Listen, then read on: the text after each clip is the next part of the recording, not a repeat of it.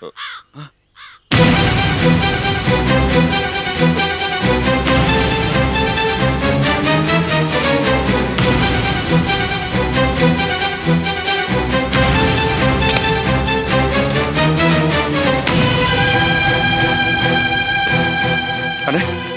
இந்த சைக்கிள் பொருள் அரைச்சு பாத்தீங்களா? யோ உறுப்பெல்லாம் இருந்துட்டு என்ன வந்து கேக்குறியா? வேலை பார்த்து போயா.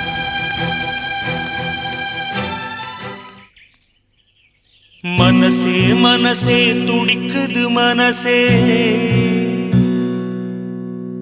மனம் விட்டு பேச துடிக்குது மனசே.